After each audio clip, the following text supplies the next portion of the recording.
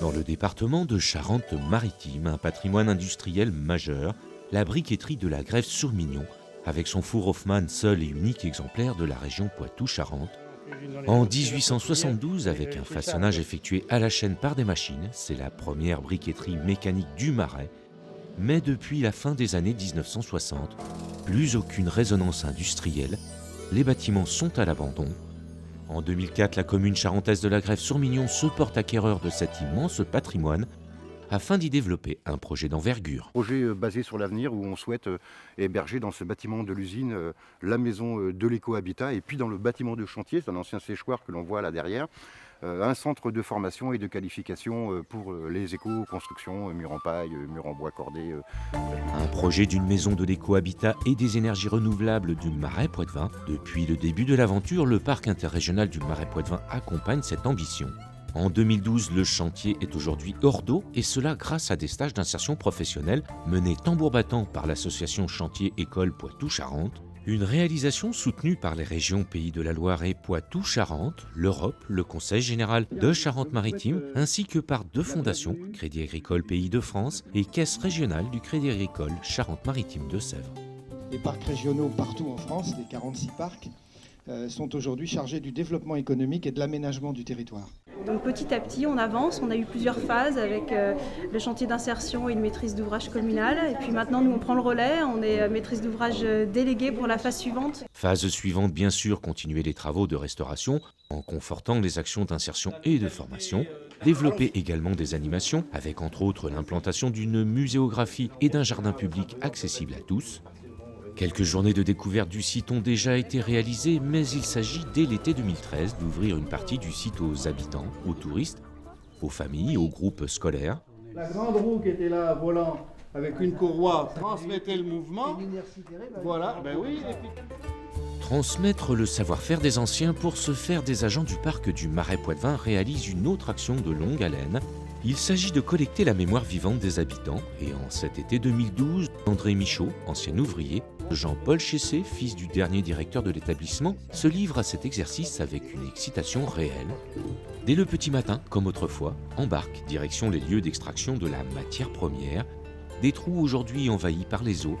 Ici, à main d'homme était extrait le bris, de l'argile brute qui ensuite transformée servait à la fabrication des briques en tout genre. On était soit 3 ou 4. Mais on était décalés forcément parce que pour lancer, il fallait passer, les uns passent les autres. Il fallait labourer de la terre, faire sécher la terre. Le terrier. Les terriers, pour arriver qu'à sèche avant de la ramener là. Il faisait 3-4 mètres de haut quand il était juste tiré. Quand l'eau s'était égouttée de l'argile, il faisait plus que 2,50 m à 3 mètres. Oui. Le terrier de brie restait tout l'hiver dans le Marais. À la belle saison, le brie était acheminé vers l'usine. Des tonnes de matières premières ramenées par bateau, débarquées, stockées dans ce hangar. Qu'est-ce qui se passait là? Mais on attachait les bateaux au pilier là quoi. Puis le monorail passait au-dessus avec la benne pour le prendre de l'argile qui était dedans. Il y avait 4 rails, 4 voies là. Vous étiez combien à l'époque, vous, à votre époque? Il fallait... Moi, on était une vingtaine là, quand j'étais 20 et quelques là, à peu près oui. La terre était mise en tas et il fallait la casser. Parce qu'il y avait quelquefois des grosses mottes. Oui, Alors, il fallait avec la bêche taper dessus pour chercher à briser les mottes quoi, pour qu'elles soient plus faciles à prendre l'eau. On peut remarquer qu'elle prend progressivement la couleur verte. Démonstration réalisée sur une infime quantité de bris, avec des contreforts pour supporter la charge. À l'époque, le hangar était rempli de matières premières. Après préparation, l'argile verte était expédiée à main d'homme vers la chaîne de fabrication. Plusieurs phases de broyage et de modelage. Alors je suis assis à l'emplacement du malaxeur qui déversait la terre qui arrivait des cylindres.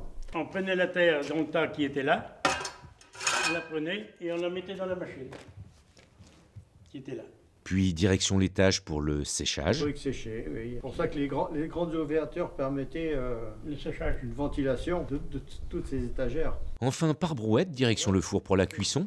Un four dont on dit que le feu avance, puisque par un système de tirage et de rajout progressif de charbon, c'est le feu qui se déplaçait pour cuire la fournée. Donc on peut remarquer ici des bouches par lesquelles tombait le charbon pour cuire les briques. Du bris à la brique, un siècle de savoir-faire, une production portée à bout de bras par des équipes successives. Cet été 2012, les mémoires se sont animées avec passion, des témoignages précieux qui seront ensuite croisés avec d'autres collectages et qui serviront à alimenter les futures animations et expositions prévues sur ce site. Ouverture de la muséographie dans le Four Hoffmann donc dès l'été 2013, ce sont les membres de l'association locale La Fresnaye qui se chargeront de l'accueil du tout public, une muséographie qui sera progressivement intégrée au réseau des sites de visite du Marais poitevin.